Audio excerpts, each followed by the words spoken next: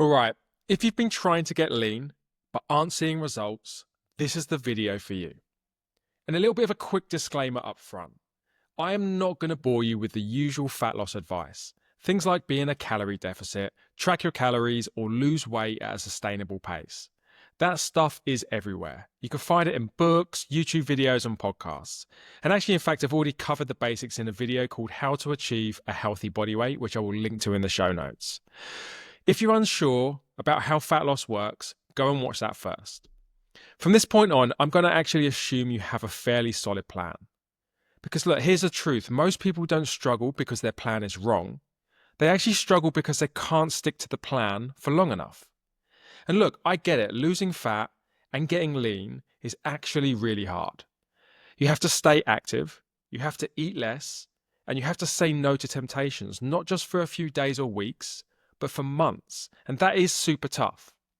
And trust me, I have failed more times than I would like to count. I would fall off track after a few weeks over and over again. But as you've probably seen from the thumbnail, I finally figured it out. Look, I'm not shredded, but I'm fairly lean. I've got visible abs and I'm in the best shape of my life. And more importantly, I finally learned how to stay consistent for months at a time. So today, I'm not going to share basic fat loss tips. What I'm going to do is I'm going to share 4 powerful tactics that actually help you stick to the plan. Because actually, I think that's where most people get stuck. And even applying just one of these will make fat loss feel way more manageable. And if you can apply all 4, they might just be the difference between success and failure. And these are the exact tactics I've used over the last couple of months to reach and sustain this level of leanness. So let's get into it. The first of the 4 tactics is don't go too extreme on calories or activity. And look, there's no getting around it. To lose weight and to get lean, you have to be in a calorie deficit, meaning you need to burn more calories than you consume. And the mistake I see a lot of people making is they go too extreme on one side of that equation. Now, some people try to outtrain a bad diet. They're in the gym every day, smashing long sessions, hammering cardio, just trying to burn their way to getting lean. But you can't outtrain a crappy diet. Even if you do manage to create a deficit through sheer effort, it's not going to last. You'll either get burnt out, injured, or you're just going to give up. Then you've got the opposite group, and these are people that like to go all in on food restriction. They barely move and they try to eat as little as possible. And sure, that might create a calorie deficit on paper, but it's completely unsustainable. You're going to feel like crap, your energy will tank, and your immune system will take a hit, and eventually you'll just crack. And I've been there and I've done that. So the lesson is don't go too extreme on either side. Instead, you want to aim for a balanced approach. You want to push your activity and your calories hard enough to make progress, but not so hard that you will break. And I'll give you a little bit of an example from my own plan so you can kind of see how it works in kind of actuality. So I train 5 to 6 times per week. And that's a mixture of weights, circuits, and some zone 2 cardio. And I'm also averaging 8 to 10k steps per day. But even with all of that, I still take 1 to 2 rest days per week.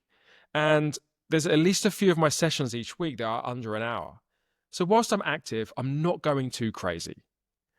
And then on the food side, I'm usually eating somewhere between 1,800 and 2,000 calories a day. And that puts me in a pretty solid deficit based on my activity level. It is a little restrictive, sure, and I do feel hungry most days, but it's not miserable. And with smart food choices, I can actually have a good lunch, a snack, and a pretty solid evening meal. So as you can see, I am active, and I'm eating in a deficit, but I'm not going to extremes on either, and that's why it works. Because it's sustainable, not for days or weeks, but for months if I need to. So don't fall into the trap of going all in on one side of the equation. You have to balance both activity and calories. And I promise if you do this, the results will take care of themselves. Tactic number 2, and this one is really powerful. You have to base your eating around predominantly whole foods. Now, you've probably heard people say fat loss is actually pretty simple. It's just calories in versus calories out. And yes, at the heart of any good fat loss plan, You do need to create a calorie deficit. You can't get away with that fact. But here's the thing, it is more nuanced than that. And the nuance will absolutely trip you up, especially in two key ways. So the first way that it trips you up is appetite control. So let's say you've set up your plan perfectly and you're hitting the right calorie target for fat loss. Now, if you're filling those calories with mostly processed foods, you are going to struggle big time. And why is that? Well, it's because processed foods only want to make you eat more processed foods. And you already know this is true. When you eat one slice of pizza, you want two more. When you eat a couple of cookies, suddenly the whole pack is gone. And it's almost impossible to stay under your calorie target when your appetite's running wild like that. But when you eat mostly whole foods, it's a totally different experience. Whole foods leave you full and they leave you satisfied, often for hours at a time. And you know this is true too. Have 4 poached eggs and you're not craving another 4.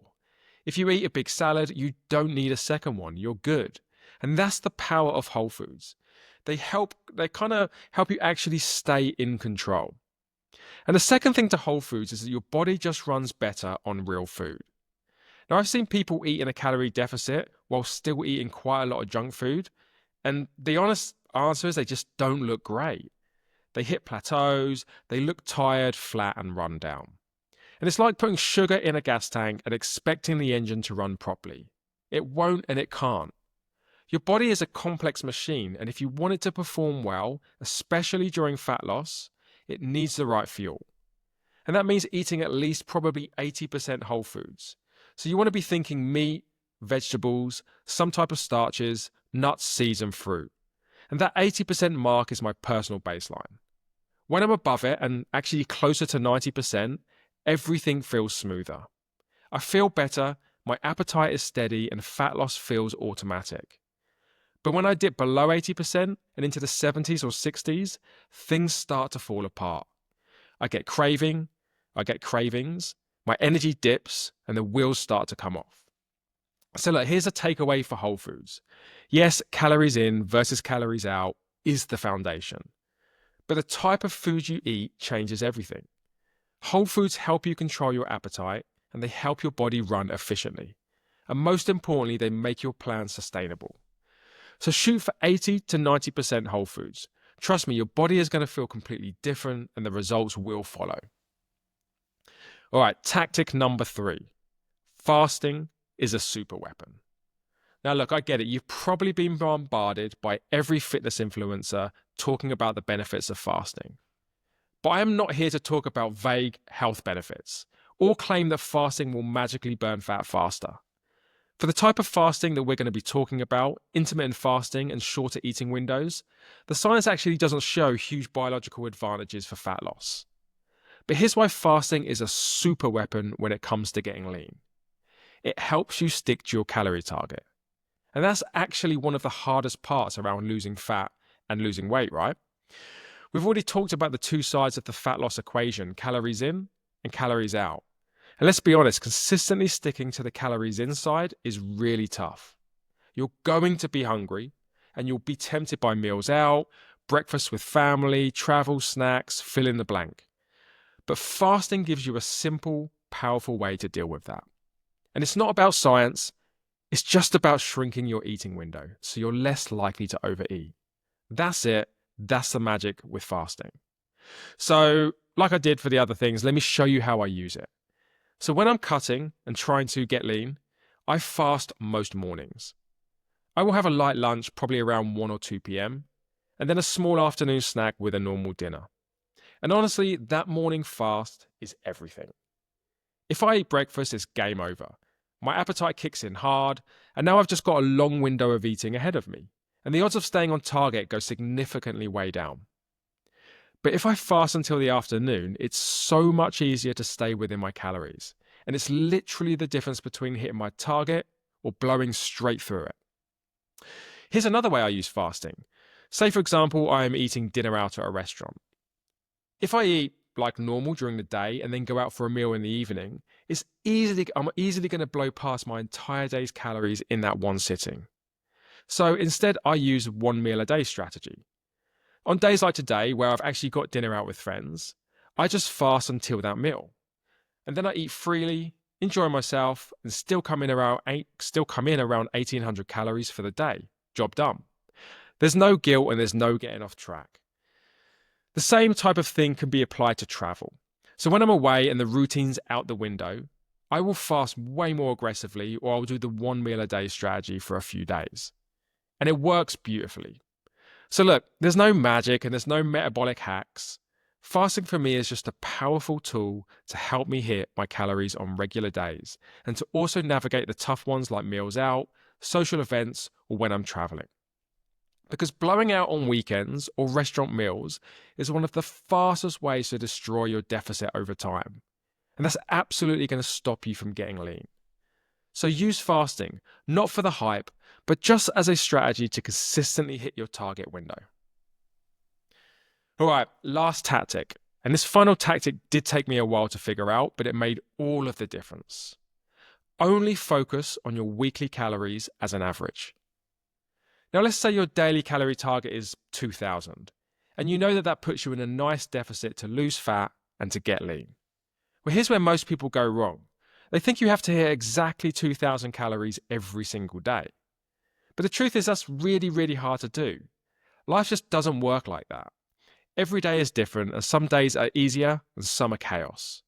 And your body is not really looking at your calories per day. It's more responding to your weekly average over time. So once you get that, everything changes, and you can start to zoom out and play a smarter game. You don't have to be perfect every day. You just need to manage the average across the week. And this is especially useful when it comes to weekends, which we all know are harder, and I personally struggle with a huge amount. So look, here's how I use it. My target right now is 2,000 calories per day, and I've kind of got a stretch goal of 1,800. So when it comes to Monday to Thursday, I tend to go a little bit lower. And I will aim for 1,600 to 1,700 calories per day. And I also usually fast dinner to dinner, Tuesday through to Wednesday, to create even more room. So by the time Thursday night hits, I've already built myself a bit of a cushion. And then Friday, Saturday and Sunday, I might hit 2,200, maybe even 2,500, especially if I'm eating out or if I'm socializing. But across the week, I average out probably somewhere between 1,800 and 2,000, and it's right where I want to be. And that cushion is everything. It makes the weekends manageable without blowing the whole plan. And I can't stress this enough. Every time I cruise into the weekend at my average, or even slightly over it, I blow it. But if I come in with a buffer from earlier in the week, I will almost always stay on track. It's literally night and day. So the bottom line is this: stop obsessing over hitting your calories perfectly every single day. And instead of that, focus on your weekly average. You want to be strategic, go lower when it's easy, and then give yourself some flexibility when it's harder. And if you do that week in, week out, you will get lean. So look, there you go, 4 tactics that actually help you stick to the plan and stay consistent long enough to get lean. And these are the exact tactics that finally help me stay on track, not for a few days or weeks, but for months. And now I get to head off to Cyprus in a couple of weeks, knowing I will feel confident taking my top off at the beach. And that result only happened by doing the right things consistently, something that these 4 tactics have helped me achieve. So I really hope that was helpful, and I will see you in the next episode.